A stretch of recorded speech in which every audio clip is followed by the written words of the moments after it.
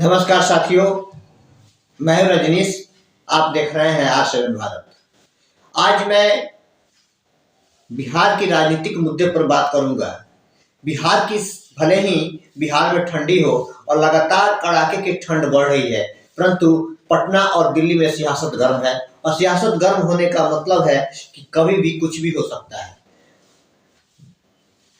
कल दिल्ली में हमारे बिहार के माननीय मुख्यमंत्री नीतीश कुमार अपने जदयू कार्यकर्ताओं के साथ मीटिंग करते हैं और ऐसी अटकलें लगाई जा रही है कि वो कभी भी बीजेपी के साथ जा सकते हैं। और बिहार में बड़ी ही सियासत का तूफान मचा हुआ है और फिर भी सत्ता के गलियारे से बहुत सीनी सीनी खुशबू आ रही है, धुआं उठ रहा है, यानी कि आग जरूर कहीं न कहीं लगी हुई है, ताकि यहाँ के राजनीतिक माहौल बहुत ही गर्म है।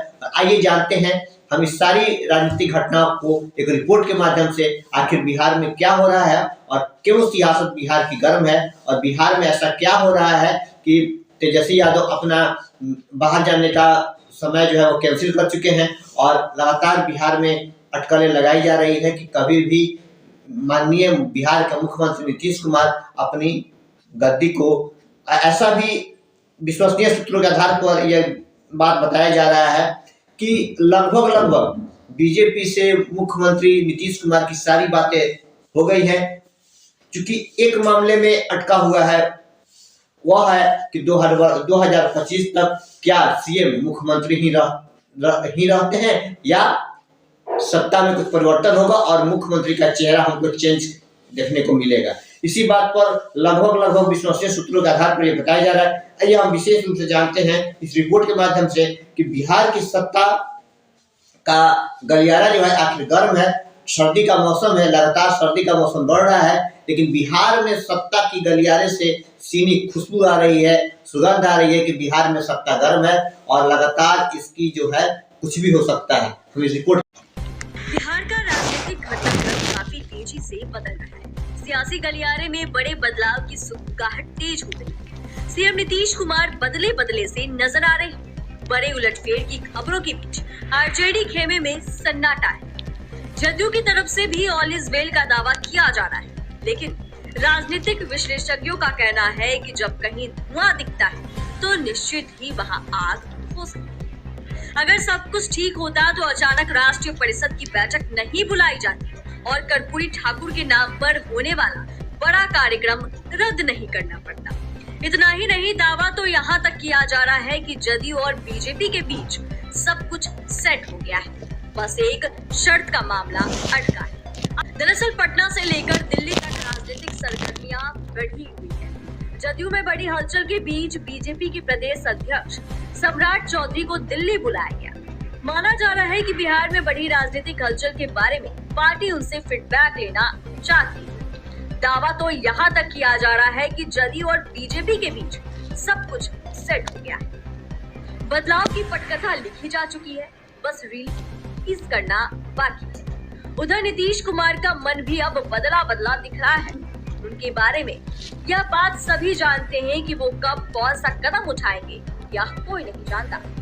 साल 2015, 2017, 2022 में नीतीश कुमार एनडीए और महागठबंधन में आते जाते नहीं हैं। एक बार फिर वे वैसा ही कुछ कर दिखाएं तो आश्चर्य की बात नहीं होगी। मीडिया रिपोर्ट्स की माने तो बीजेपी के साथ नीतीश कुमार की सारी बातें हो चुकी हैं। पार्टियों के बीच सब कुछ फाइनल हो गया है। हालांकि पार्टी के एक सीनियर नेता बीच में अवरोध बन रहे हैं, इसीलिए नीतीश कुमार पहले पार्टी नेताओं का कार्यकारिणी और राष्ट्रीय परिषद की चाहते हैं। उन्हें भी पता है कि जदयू के ज्यादातर सांसद विधायक भाजपा के साथ सहमत हैं। राज्यसभा के उपसभापति हरिवंश नीतीश और बीजेपी के शीर्ष नेताओं के बीच कड़ी का काम कर रहे हैं। यहाँ तक सब कुछ सही दिशा में जा रहा है, लेकिन बीजेपी की एक शर्त ने उनका मामला अटका दिया है। बस इसी को हल करने का प्रयास किया जा रहा है।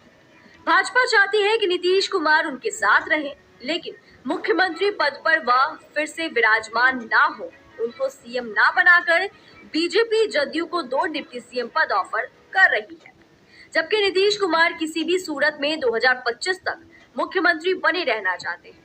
वैसे भी वह 2025 का चुनाव तेजस्वी के नेतृत्व में लड़े जाने की घोषणा पहले ही कर दी है। लेकिन उनके सीएम बनने पर भाजपा सहमत नहीं है। बस इसी एक शर्त पर नीतीश कुमार का मामला अटका नजर आ रहा है। अब देखना यह है कि मुख्यमंत्री पद को लेकर दोनों दलों के बीच में क्या सहमति बन पाती है। अब बीजेपी को तय करना है कि अगर वह नीतीश कुमार को सीएम नहीं बनाते तो फिर उन्हें कहां और कैसे एडजस्ट करेंगे जो सम्मान के अनुकूल हो। वहीं नीतीश कुमार सीएम पद छोड़ने पर राजी होते हैं या नहीं, यह देखने वाली बात है। खैर, बिहार की राजनीति में खड़मास में कोई नया काम नहीं होता, इसीलिए खड़मास के बाद राजनीतिक गतिविधियों में वृद्धि होने की संभावना है। तब तक इंतजार करना होगा। अब ये तो आने वाला समय ही बताएगा कि नए साल में नई उम्मीद के साथ नए समीकरणों का आरंभ होगा या नीतीश कुमार के बीजेपी के साथ जाने की अटकलों पर विराम लग जाएगा।